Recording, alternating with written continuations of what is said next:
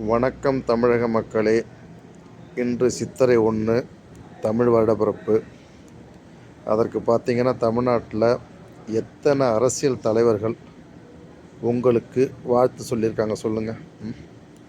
கொஞ்சமாச்சும் சிந்திங்க, புரியுதுங்களா? மற்ற மதத்தில், இந்து மதத்தில் இருந்துக்கிட்டு மற்ற மதத்துக்கு மட்டும்தான் முட்டு கொடுக்குறானுங்க. எப்படி கொடுக்குறானுங்க? ரம்ஜானுக்கு வாழ்த்து சொல்லுவானுங்க, பக்ரீத்துக்கு வாழ்த்து சொல்லுவானுங்க, கிறிஸ்துமஸுக்கு வாழ்த்து சொல்லுவானுங்க, புரியுதுங்களா? புனித வெள்ளிக்கு வாழ்த்து சொல்லுவானுங்க. ஆனால் இந்த தமிழர் பண்டிகையான சித்திரை 1க்கு தமிழ் புத்தாண்டுக்கு வாழ்த்து சொல்ல மாட்டானுங்க. நல்லா சிந்திங்க. நமக்கு 6 அறிவு இருக்குங்கிறது ஓட்டு போடும்போது அதை பயன்படுத்துங்க. கோட்டை கொடுக்குறான், பிரியாணி கொடுக்குறான், 500 பணம் கொடுக்குறாங்கிறீங்க. 1 கிலோ ஆட்டுக்கறி 1000 விற்கிது. அந்த கறியை விட கேவலமாக போயிட்டீங்க. 500 300க்கு அண்டா கொடுத்தான், குண்டான் கொடுத்தான், கோலை கொடுத்தான்ட்டு. திருந்துங்க மக்களே, நல்லா யோசனை பண்ணி பாருங்கள். எத்தனை அரசியல்வாதிகள் இன்றைக்கி சொல்லியிருக்கான்? ஒருத்தனும் சொல்ல மாட்டான்.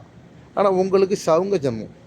உடம்புல ரத்தம் ஓடுனுச்சுன்னா எவன் சொன்னான் எவன் சொன்னலைங்கிறத சிந்தித்து பார்த்து வாக்களிக்கணும். இல்லைங்களா? எவ்வளவு கேவலமாக மலிவாக போயிட்ட அரசியல். இந்த மக்களும் இந்த இலவசத்துக்கு அடிமையாயிட்டு. அண்டா கொடுப்பான், குண்டா கொடுப்பான், இலவச பேருந்து கொடுப்பான், மாதம் 1000 ரூபா வரும் அப்படின்ட்டு. எல்லாம் வரும்னா எப்படி வரும்? உங்களில் காசு எடுத்து தான் உங்களுக்கு செய்ய போகிறான். ஒன்று எவனும் எந்த அரசியல்வாதியும் அவன் விட்டு பணத்தையும் அவன் விட்டு சொத்தையும் விற்று கொடுக்க போகிறதில்ல. உங்கள்கிட்ட கொள்ளடித்த பணத்தில் 10 கோடி ரூபா கொள்ளடிச்சானா 1 கோடி ரூபா செலவு பண்ணான். 9 கோடியை அந்த மினிஸ்ட்ரு, சட்டமன்ற உறுப்பினர், இவனை எல்லாம் பிரிச்சுப்பானுங்க. இதுதான் காலகாலமாக நடந்துக்கிட்டு இருக்குது தமிழ்நாட்டில். மக்கள் எல்லாம் சிந்திங்க. நம்மளை வச்சு எப்படிலாம் காய் நவுத்துறானோ, எப்படிலாம் இருக்கிறானோ, ஓட்டு பிச்சைக்காக என்னென்ன வேலை செய்கிறானுங்கிறத நல்லா சிந்திக்கணும். இன்றைக்கி எத்தனை தலைவர் தமிழ்நாட்டில் பல கோடீஸ்வர அரசியல்வாதி இருக்கான. ஒருத்தனும் ஏழை கிடையாது. சும்மா தேர்தல் வாக்குறுதியில் கொடுப்பான். 5000 இருக்குது, 3000 இருக்குது, 40,000 தான் பேங்கில் இருக்குன்னு. அது அவ்வளவும் பொய். அந்த காசுலாம் அப்படி சொல்கிறவங்களாம் அவனுக்கு போட சாவு முதல் தான். அது பல கோடி தான் அமைக்க வச்சுருப்பானுங்க. பினாமி பேரில், பொண்டாட்டி பேரில், மற்றவன் பேரில், புள்ள பேரில். ஆனால் கணக்கு காட்டுறது மட்டும் சும்மாச்சு நடிப்பானுங்களே. அவனுக்கு சம்பளமே குறைச்சலா.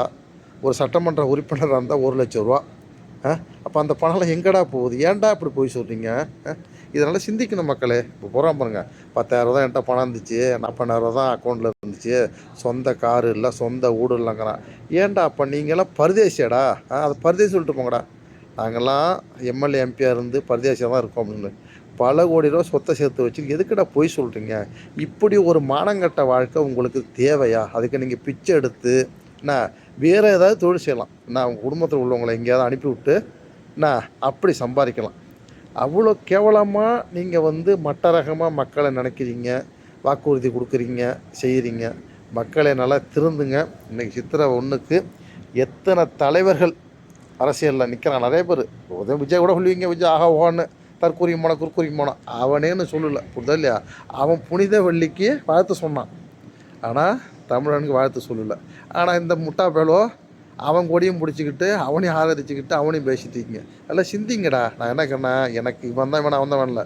நீங்கள் அவன் கூட எவன் கூட போனாலும் சரி தான், உங்களுக்கு ஒரு வாழ்த்து சொல்கிறானா?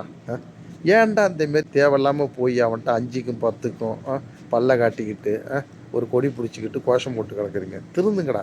திருந்துறதுக்கு வாய்ப்பு இருக்கா? இன்னும் 10-15 நாள் தான் இருக்குது. இன்னும் 10 நாள் தான் இருக்குது. இந்த 10 நாள் கூட கிடையாது, 23. இன்றைக்கி 14 ஆகிட்டு. இன்னும் 9 நாள் தான் இருக்குது. அந்த 9 நாளில் உங்களோட சுய பரிசோதனை செஞ்சு எவனுக்கு ஓட்டு போடணும், எவனுக்கு ஓட்டு போடக்கூடாதுன்னு தெரிஞ்சுங்கடா. சை.